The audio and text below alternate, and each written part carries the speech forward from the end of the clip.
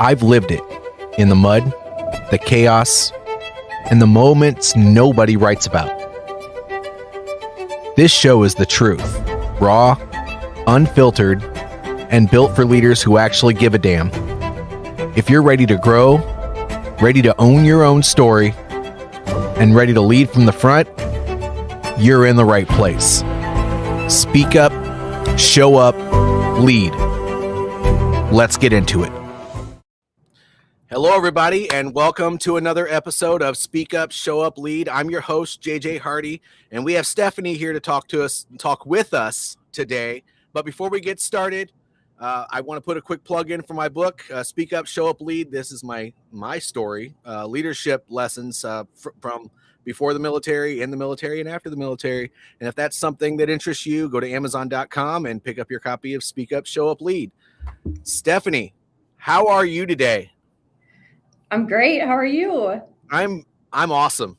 I'm excited that you're here. We're going to talk about some cool stuff, and it's only 30 minutes, so it's going to be here and gone before you know it. Yep. So I feel like I've already blacked out from the nerves here. So see you in 30 minutes.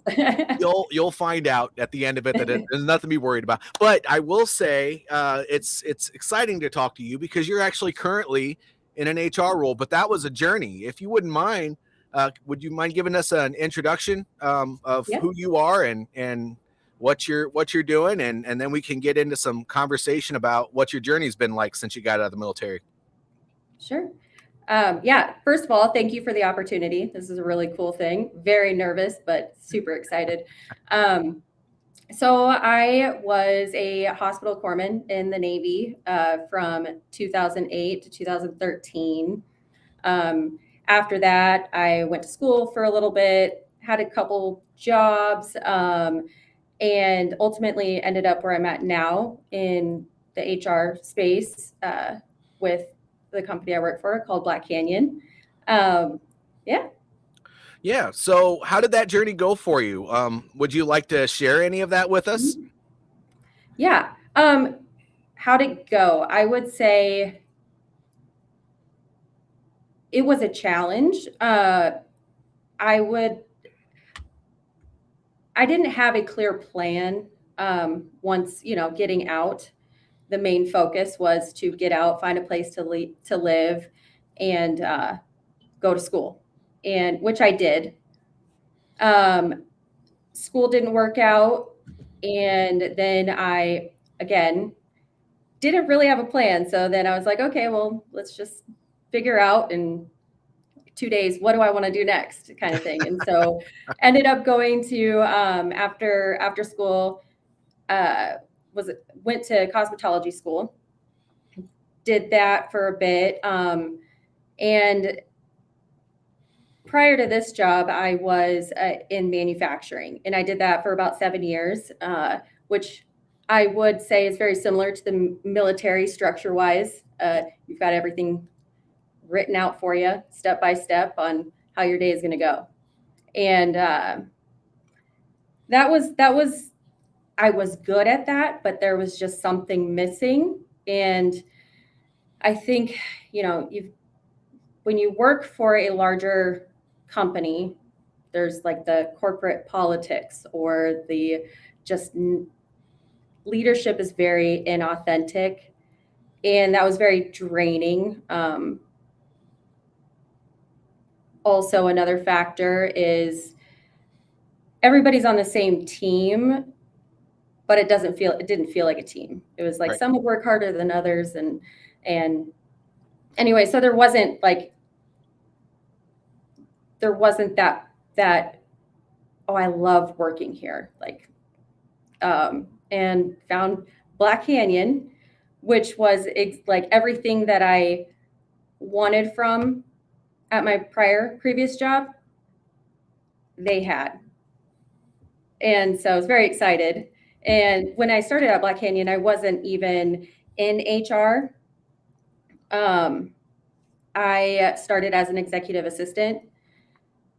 And throughout my time here, specifically, I'll just mention our CEO, Peyton, was awesome and just cared about me enough to brainstorm with me, like, hey, what are you good at? Where are your strengths at? You know, and it was people, relationship building, caring about people. And so then I took on the HR role. It's been a grind, a lot of learning, but very exciting, very fun. Sure. So speaking of learning, I'm curious, through that whole process, you said that at everything that you did, every place that you worked, there was always something missing. Have you been able to figure out what that is? I mean, I had a hard time putting a finger on it before I started my own business and working a lot with a whole bunch of different companies. But, you know, I'm just wondering, through that journey, did you figure out what it was that you were missing? Yeah, I feel like I work best doing something that has a purpose that I can stand behind. And regarding Black Canyon, it's like providing life-changing opportunities. And yeah, I felt that I feel that in my heart. Like it just, like I mentioned, I'm a people person, the relationship person. And so yeah, just so cool to provide life-changing opportunities to the people that work alongside us. So now you provide life-changing opportunities.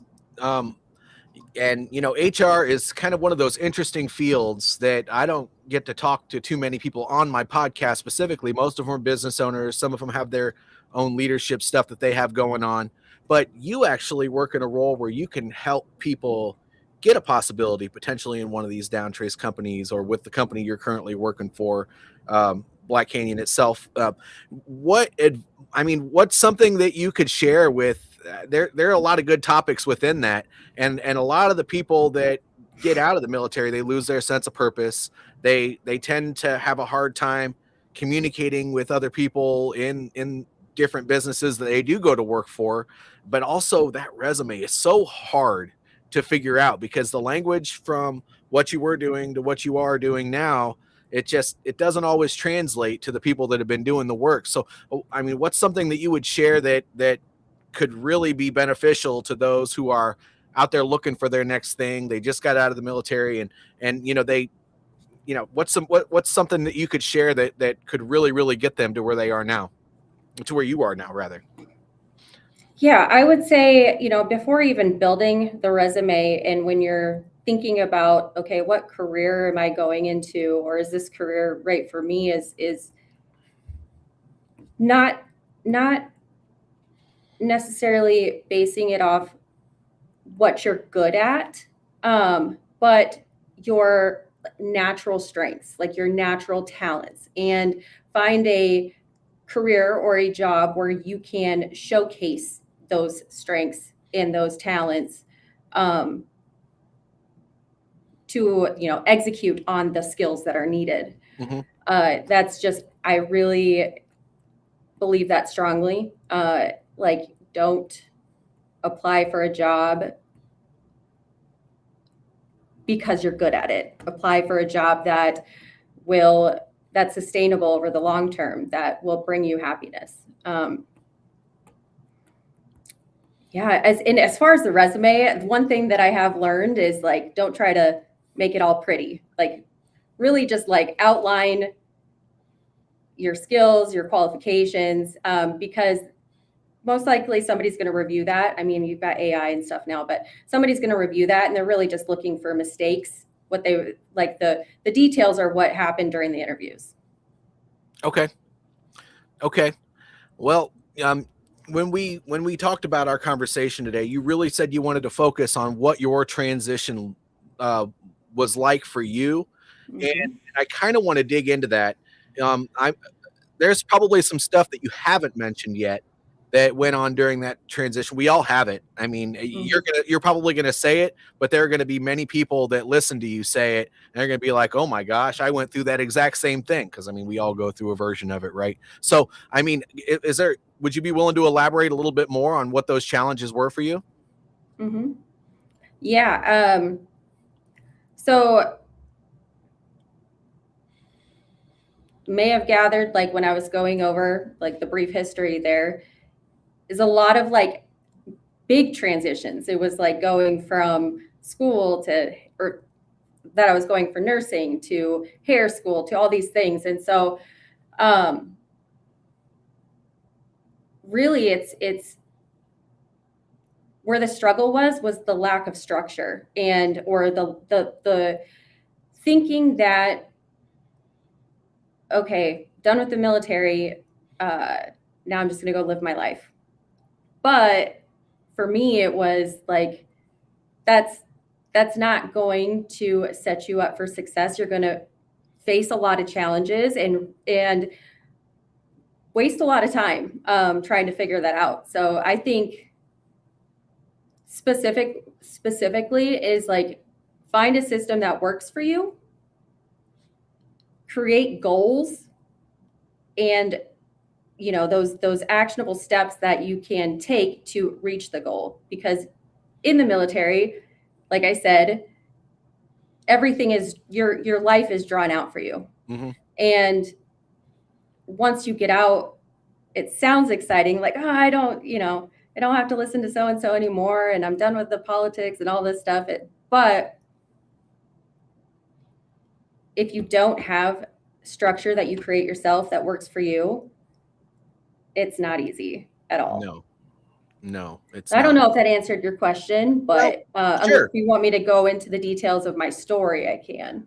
Yeah, sure. If you wouldn't mind. I mean, there's really no specific question here. We're just talking about how your journey went and what you did to overcome that and that sort of stuff. So whatever you feel comfortable with, how deep you decide to dive, that's completely up to you. I'm just here to facilitate the conversation. I'm excited to have you here.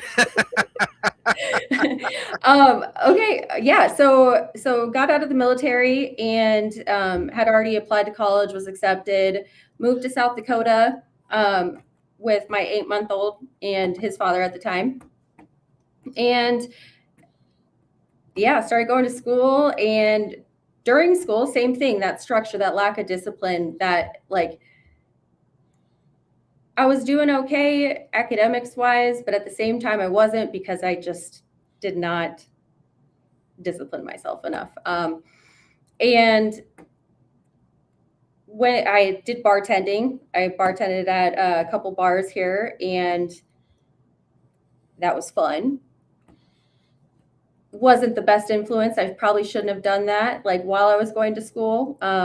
And you always learn things. And then, yeah. And like I said, school didn't work out. So I wanted to try something completely different. It's all essentially related to people is what I've like discovered. And because in the military, I was as a hospital corpsman, that's the medical field, you're helping people. Bartending, service industry. Yeah. And then going to manufacturing. Okay. So let me make sure I stay on track here. So yeah, the bartending while I was going to school, while I was going to cosmetology school, did cosmetology. That was kind of a wake up call, like towards the end of the schooling. It was like, oh shoot, well, it's going to take time to build the clientele needed to have a salary you can live on, support yourself. And I didn't have that time. So you were planning on starting a business potentially with your certification then? Yeah, again, it was the lack of like structure, the lack of like setting goals, the lack of like understanding exactly what it looks like once you graduate. Like I just wanted to be a free spirit, and nothing wrong with that. Yeah, but it doesn't pay the bills. Exactly. Unfortunately. Right. But yeah, but I still did it. I did hair for a little while, and actually that came in handy because I've cut the guy's hair in the office a couple times, but you never know. Sure. And so kind of lost track of where I was, but okay. So then cosmetology school didn't work out. I was like, okay, I'm just going to find a good or a stable job. and that was with the manufacturing. I operated a machine for a while and then ended up being a trainer, which I loved. Like learning, because everybody learns differently. So just like learning people, figuring out how they like to be taught or how they best understand. And it felt really good when it clicked for them. For me. And then I already kind of told the story of me transitioning into Sure. Black Kanyon, but Well, so let's go into some of the interesting stuff. Like you talked about how when you were in the military, you had structure, you had people that you dealt with all the time, and you found that you really liked that, and that's what you like about your current job, and that you were just trying to figure out. It sounds to me like it was that typical identity stuff that you were just trying to figure out who you were without that structure, and so you went through some pains. You went through a few jobs. I had a very similar journey, and now you ended up where you are now. I'm just curious. During that process, was there something that helped more than didn't while you were trying to figure yourself out? I'm just curious. Because most of the people that I get feedback from about my podcast, they're asking what worked for those other people. Yeah, these people transitioned and then they started a great business, so they went into a great job. But how did you get to that point? I mean, I went through a process when I got out where I applied to, gosh, I don't even know if I'd be able to put a number on it, on how many jobs I applied for, because I thought I qualified. I thought I would do well, which I agree with you. I probably shouldn't have been applying for those jobs anyway. That was probably the Lord's way of telling me, what the heck are you doing applying for this crap? You don't really want to do any of that. You just can. But in your time getting to where you are now, was there something that was like an aha moment that helped you along your journey that was like, you know what? I need to be in manufacturing, or I need to go to a company where I'm in more of an interactive role, or anything like that?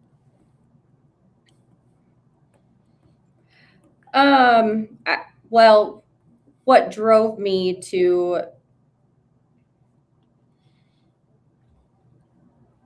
apply to Black Kanyon, like I mentioned earlier, was just I was unhappy. And I think I had just gotten to the point where I was so unhappy. I'm like, okay, I need to start looking.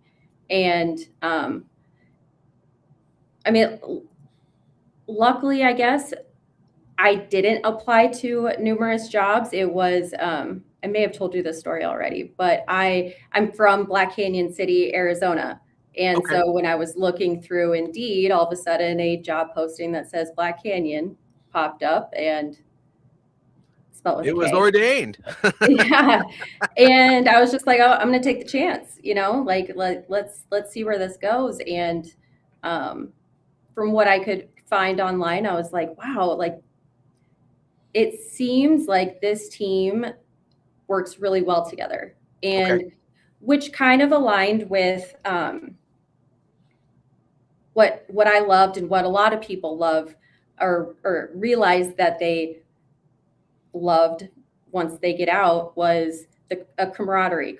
Like everybody's fighting for the same goals, to reach the same goals. Everybody's doing what they can, and that's what stood out to me, and that was justified through my interviews and so on and so forth. Working here, it's like everybody takes ownership of their role, and yeah, it just is really accountable, and I love that.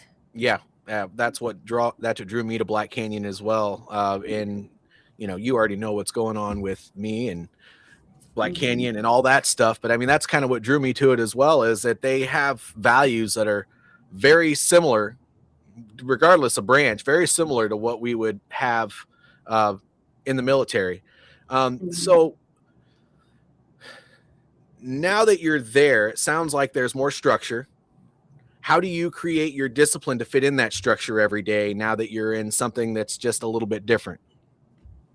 Yeah, it's I mean, you're going to use like your basic task management systems kind of thing, but it's you have a goal that you have to reach, and then what are the steps that are going to get you there, Mm-hmm. and lay that out clearly, and And that's eventually and you'll get your eventually goal. you'll And that's my just structure is like just finding out what works for me. What's the system that works for me? Because there's so many like task management systems or whatever out there that some will work better for your, what works for you, Mhm. than others. And find that, stay consistent with it, like stay disciplined, stay like, don't try it for a week or two and be like, okay, this isn't working. Give Right. it a try. And yeah. And now you just found your fit. People are good, job's Yeah. good, everything is good. Yeah. And so now you're in HR, so you get to see a different side of things than you did when you were a corpsman Mm-hmm. or core woman, as it were. But now that you're dealing in culture and team stuff and all that other fun stuff, what is what's the way to word this the best? What do you like more about what you're doing and how it incorporates yourself into the culture dynamic of the business? I mean, there's got to be, that's something unlike you really ever done before. I mean, I know in the military, we all get placed in the orderly room from time to time, or sometimes we get put in a position where we might have other people working for us or with us or whatever the case may be. But it's kind of a unique thing to be in a place where you're kind of in charge of helping with culture, and then when people have problems, they bring those problems to you, and then you have the legal stuff versus just the people stuff that you have to deal with. And so I mean, I don't want to say how is that working for you. I want to say that, do you like that better than what you were doing when you were in that other role at Black Kanyon? And if so, what are some things that you help with in your current position that brings the culture together?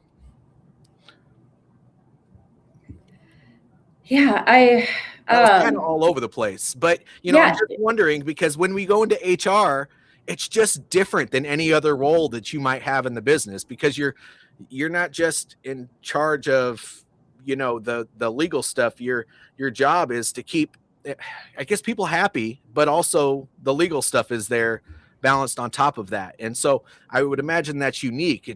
I'm just wondering if you wouldn't mind sharing that with us, because that's kind of a unique position to be in. yeah, I'll do my best. Okay. So I think first of all, it starts with hiring, and like, because our company is such a culture focused company, for good reason, is making sure that you are doing what you can to figure out if they're a good core value fit, culture fit. Mm-hmm. Because if they are, if you have a good hiring strategy, then a lot of issues that you'll see elsewhere that hire quickly because they need the numbers. Mm-hmm. You're going to get a lot less of that because you're finding your people, and those, and it's super important that the people you bring on, it's not going to affect what you already have too. And so I think because of that, there's a lot of things that we don't deal with that HR might deal with in other places. Mm-hmm. I'm not saying it'll never happen, but yeah, so there's that. And oh man, it's really fun and exciting to just be a part of building something culture wise, because I mean, Black Kanyon hasn't been around for decades. Mm-hmm. And so like, we're all learning, we're all realizing what's important. And just being a part of that is I don't know how to really explain it, but it's a great feeling. That's a great feeling. Yeah. And then you have your basic, legal compliance, the payroll benefit stuff, all of that. When it is done correctly, that does affect the employees' like overall well-being without like, I mean, you don't notice that. Those aren't things that are like flat out said, but those little parts, that helps with the culture too, you know, Sure. like making sure all of that, like everybody's getting paid on time, they have the right benefits, the benefits they need. Not only that is not just HR, but really it's the whole team, is like we are embracing growth within ourselves. And we're lucky enough to have like a leadership team that supports that and is actively working on, as you know, first finding the weak areas and getting better at that. Like that's amazing. That is amazing. Yeah, because you don't usually get that support. No. Well, and it helps too that your team, your immediate team, is smaller. It's easy. I will always say that it's easier to solve problems with a smaller team than it is a much larger team, just because I don't know, maybe the ideal of having too many chiefs, not enough. I don't know if that's the right, but having too many people that are in charge, can add complexity to a situation, and it doesn't work. But we are at about almost the 27-minute mark, and so this is usually the point where I ask every guest on my show a very similar question. So for those people who are struggling during their transition and they really don't know what to do next, what's one piece of advice that you would give that person? I would say don't underestimate how hard the lack of structure can be. I thought freedom would make things easier, but it actually made things a lot harder at first. So my advice would be like figure out your own standards early, what your routine is, what your goals are, and the kind of life you actually want to build, because no one's going to hand that to you once you get out. Like you're on your own.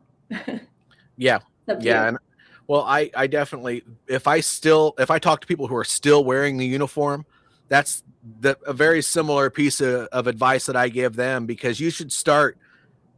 Don't wait till that 6 months to a year out. Definitely try to start figuring out what you're interested in doing and what you like doing early, so that when they help you start developing your resume and all that other stuff, when you go through the TAP program or whatever they called it in the Navy, I'm not really 100% sure, but when it's time for that, then you're creating the right opportunities for yourself and not just kind of flapping in the wind. I know I thought I was very clear on what I wanted to do when I went through my transition, and then, well, that's a whole other conversation. It completely fell apart I had a very similar journey. I mean, it fell apart and had my tough times, and I had a death in the family. My younger brother, who when he passed, it's like everything clicked back, and I was able to take charge of my own situation again. But I mean, whatever it is, I mean, there's got to be something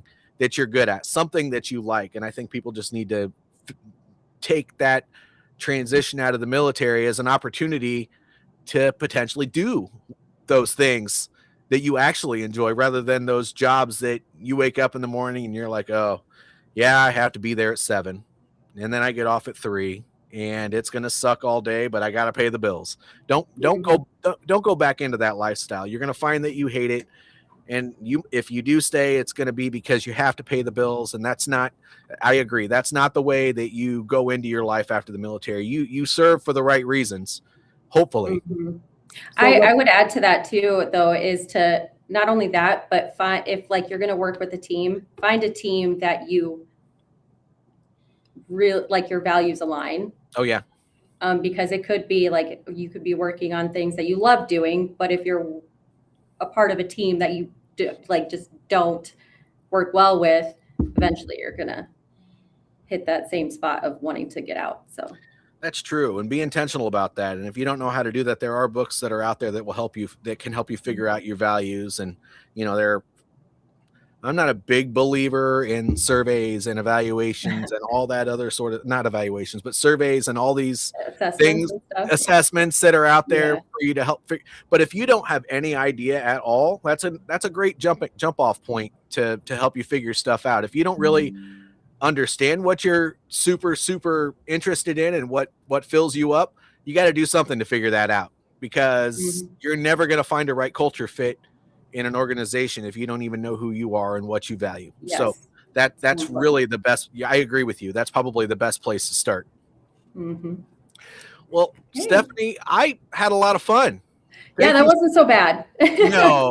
No, it's not. I mean, it's just a conversation. I tell everybody that I have as a guest that comes on these things that, we spend 30 to 45 minutes together, and then we go back to our day, and just treat it as a regular Zoom call with somebody else. And it's a lot of fun.